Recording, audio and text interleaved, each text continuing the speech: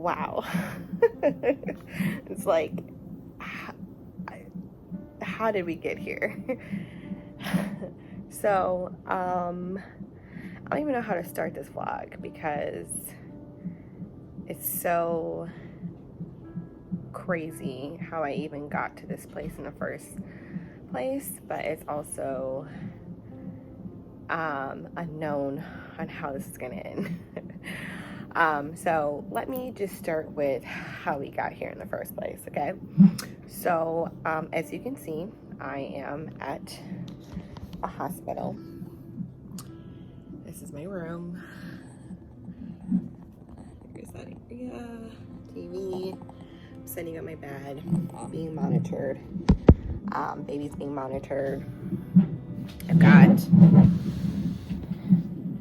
this guy monitoring baby, monitoring me in contractions if they so happen to happen. But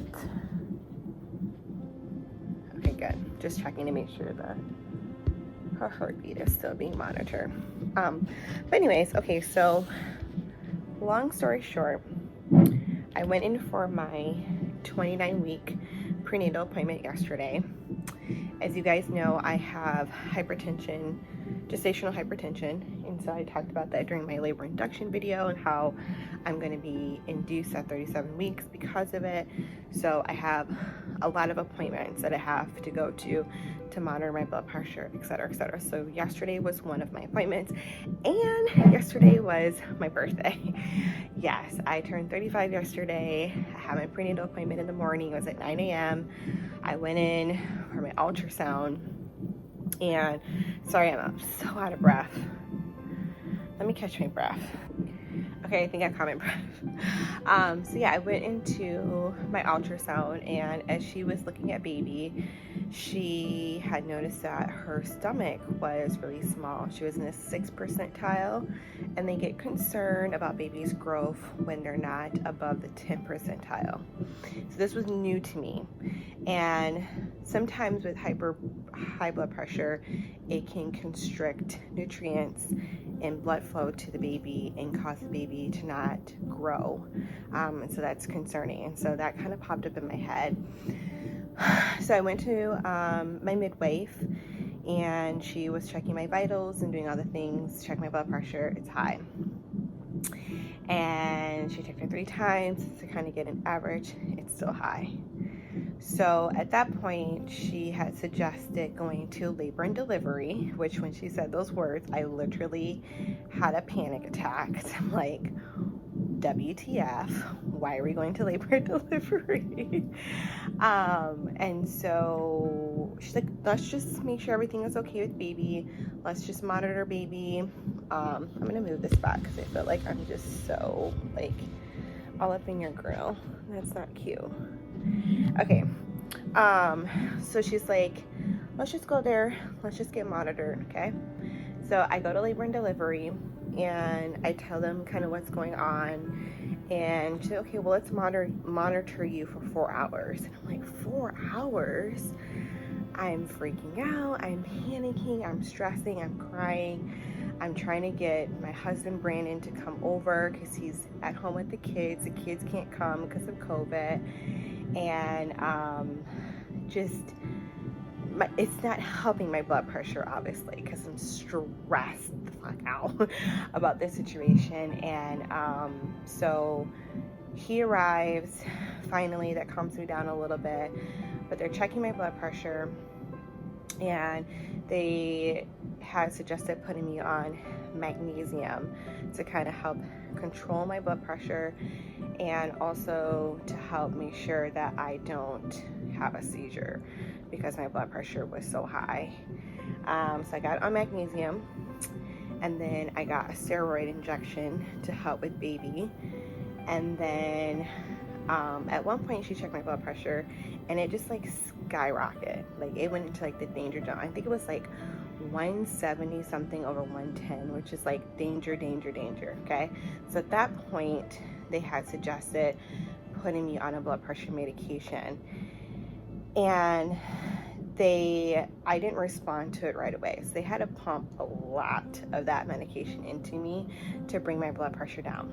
So because of that, and because my blood pressure had went into the danger zone, I went from just having hypertension or gestational hypertension to having preeclampsia. So severe preeclampsia as well. So that's when things got really, really scary for me, because I'm like, what does that mean? That sounds really scary. I already know about the dangers of it. Like what's going on? So at that point, it was they were trying to figure out if I had hypertension during pregnancy or if I had chronic hypertension. I had already told them that I never had any issues with hypertension prior to being pregnant, so I knew it was a pregnancy thing. But they were just trying to rule out everything to make sure they gave me the best care plan. It was ruled that it was gestational hypertension that turned into preeclampsia. And so with that being said, here's the final verdict. I am in the hospital for the next 5 weeks. I am 29 weeks now. The goal is to deliver at 34 weeks now. So I went from being induced at 37 to now being induced at 34 weeks at the latest. I might have to be induced earlier, just depending on how things go with baby, how things go with me, how my blood pressure is maintained, etc., okay? So this lovely space is going to be my home for the next 5 weeks. And I just found this information out officially yesterday night, or last night I should say. I was very, very against staying in the hospital. I was trying to figure out, like, is there any way that I can just keep coming every day to get monitored? But the thing with blood pressure is one of those things that, like, you don't want to play with, and there isn't a lot of symptoms that can be quickly identified that will make you just come to the hospital and get taken care of right away. So it's best for me to just be continuously monitored for the remaining of my pregnancy. So I went through all the emotions yesterday. I was super sad. I was very emotional. I was very distraught, discouraged, frustrated, angry, pissed off, all the emotions, okay? Because not only does that mean that I will be here for 5 weeks and I have to deal with being monitored as much as I am, but I also can't see my girls. I have 2 older girls at home. I have an 8-year-old and have a 5-year-old who's starting kindergarten, and the timing just couldn't have been worse. And it's just gonna be really hard to be away from them and away from home, you know. I'm, technically a stay-at-home mom, and so my life is my home and my family, and to be away from them is just incredibly challenging and hard pill to swallow and to wrap my head around. We haven't told the girls yet. They're with my parents right now and having a grand old time with their grandparents, which is great. So we'll share the news with them in a couple of days. But my husband has been amazing. My parents have been amazing. I have such an amazing support system, and you just never know the people around you that are able to support you and be there for you. It's really amazing to see people show up for me and my family to help us get through this difficult, scary, challenging time. So I know we're going to be fine. I know we're going to be okay. But I wanted to document this situation because when I was trying to search myself on YouTube, I'm like, what does this mean? Oh my god, sorry, I have heartburn. What does this mean? How do I get through this? What does it look like to stay at the hospital for 5 weeks? I didn't really see a lot of videos that were pertaining to this particular situation, especially not a lot of videos of people that look like me. And I do work that is all about amplifying BIPOC voices in the motherhood space. And so I figured, hey, I'm I'm a BIPOC mom, motherhood space that is going through something that a lot of Black women are very, very scared of, and including myself, dealing with preeclampsia, dealing with the mortality rates of Black women in the healthcare system is a very scary, serious statistic. And so I feel like the best way, I believe, that we can kind of help combat that, besides completely dismantling the systemic racism in the healthcare system, is starting in small spaces by just informing ourselves, educating ourselves, so that we're able to advocate for ourselves. I felt very, very proud of myself yesterday. I've taken it into my own hands to educate myself about my pregnancy and every little thing that anyone has ever told me about what's going on with my body, what's going on with my pregnancy, what's going on with my baby. I'm like freaking getting my degree in that particular subject via YouTube University, Google University, and all the above, and putting that information and keeping it stored inside me so that when they're throwing around jargon that's, you know, to anyone could probably sound like, what are you talking about? Those words, those terms, those messages start to resonate with me, and I start to realize, okay, I know what you're talking about. So now I know what questions to ask to be able to get the information I need. So that made me feel a lot more comfortable because I knew what was going on and I knew what questions to ask. And I think that's one of the biggest things that's super important when it comes to advocating for yourself. It's not only just knowing what's going on, but it's knowing what questions to ask to get additional information. So, and even the doctor was like, do you work in the medical field? I'm like, no, I don't, but I'm very, very into educating myself about maternal health and well-being. So, patting myself on the back for that. But anyways, yeah, so I will be documenting what this stay is going to look like. I'm hoping and praying that it is 5 weeks because I would love to keep my sweet little baby girl in there as long as possible, but I will document as much as I can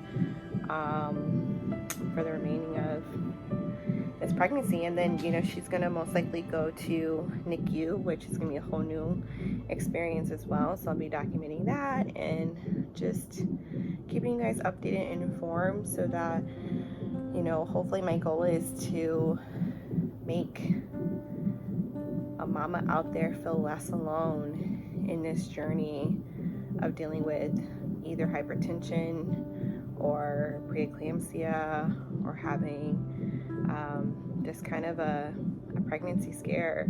You're not alone, and I think the more that we tell these stories, the less we feel alone. And I know it can be traumatic, right? It can be really scary to listen to these stories, but I think when you listen to these stories and you take it in a sense of this person's trying to educate me about what's going on versus trying to scare me, then I think that we can really find a lot of value in these kind of videos. So I'll keep you updated. Let's see, anything else that's going on? I have a lot of things on my list to do, that's for sure. So I'll be very busy. We are not prepared for baby. Like, when I say we are not prepared, we don't have a single thing. Like, I have maybe one onesie for baby, okay? I have 2 pacifiers and like a hair bow. Super random stuff. I have nothing for baby. So over the next couple of weeks, just getting all the stuff for baby. I don't have a hospital bag. Brandon packed some stuff yesterday, but I'm going to have to get all of that stuff taken care of as soon as possible, because even though, yeah, I'm going to be induced at 34, chances are I might be induced earlier. So at this point, I would like to get as prepared as possible as soon as possible so that no matter what happens, I'm ready to go. And so that's one of the things I'll be doing. Doing some work, making these lovely videos, editing them. And yeah, I need some books to read. I need something else to do. Otherwise, I'm just going to be on Instagram and TikTok all day, and that sounds terrible. And then, yeah, I am unhooked from magnesium. They untook that from me a couple hours ago. So And that was an interesting ride. The first like 30 minutes, it was really intense. It felt like my body was just like on fire. But then after that, it just made me super sleepy and tired and drowsy. And then I've had 2 steroid shots. They hurt like a bitch. I had a COVID test, hurt like a bitch, which is negative, which is good. And then, yeah, just being continuously monitored. I don't know when I'm going to get off of this. Waiting to hear from the doctor to kind of see what the next stages of my care plan is going to look like. And then that's all I got. Brandon's on his way with some pot bellies, which I'm excited about. And hopefully we're going to watch a show tonight. I hope I can get some sleep tonight. Now that I'm not so connected to a million different things, I hopefully can get into a comfortable spot and get some sleep and continue along this journey. So yeah, thank you guys so much for watching, and I'll chat with you guys in another video. Bye.